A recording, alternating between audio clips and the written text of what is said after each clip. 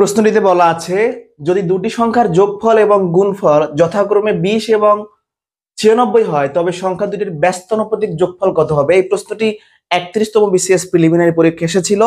এই ধরনের প্রশ্ন বিভিন্ন পরীক্ষাতে আসে। আজকে আমরা বেসিক সমাধানটা দেখব। তো দুইটা সংখ্যার কথা বলা আছে, আমরা দুইটা সংখ্যা ধরে নিই। একটা সংখ্যা ধরলাম এ আর একটা সংখ্যা ধরলাম বি। তাহলে প্রথম যে শর্তটা বলছে দুটি সংখ্যার যোগফল 20, তাহলে প্রথম শর্ত অনুযায়ী একটা সমীকরণ লিখতে পারি a plus B is equal to 20, মানে সংখ্যা দুটার যোগফল 20। আবার কি বলছে গুণফল 96, তাহলে আমরা এই সংখ্যা দুটা গুণ করে লিখতে পারি 96। এবার বলছে কি সংখ্যা দুটার ব্যস্তানুপাতিক যোগফল। এখন একটা সংখ্যা যদি এ হয় এর ব্যস্তানুপাতিক সংখ্যা কত, উল্টানো সংখ্যাটা কি 1/a। একটা সংখ্যা যদি বি হয় এর ব্যস্তানুপাতিক সংখ্যা কোনটি 1/b।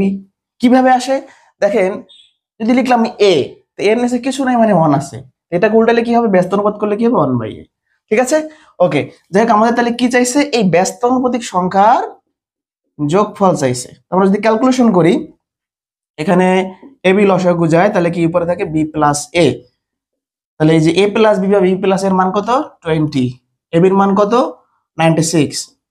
কাটাকাটি করলে আমরা যদি 4 দিয়ে ভাগ করি 5 আর 24, তাহলে অ্যান্সার হচ্ছে এই ঘ নাম্বার অপশন।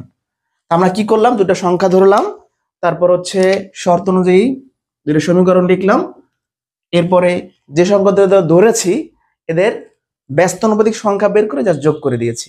তো যাই হোক, এ ধরনের ভিডিওগুলো আমাদের পেজে এবং ইউটিউব চ্যানেলে আপলোড করা হয়। ম্যাথলস ফেসবুক পেজ এবং ইউটিউব চ্যানেলের সাথে থাকলে ইনশাআল্লাহ এই ধরনের ভিডিওগুলো নিয়মিত পাবেন এবং লাইভ ক্লাসগুলো পাবেন। সবাই ভালো থাকবেন, সুস্থ থাকবেন। আমাদের বিভিন্ন অনলাইন কোর্সে ভর্তি হতে 01764301474 এই নম্বরে যোগাযোগ করবেন। ধন্যবাদ সবাইকে।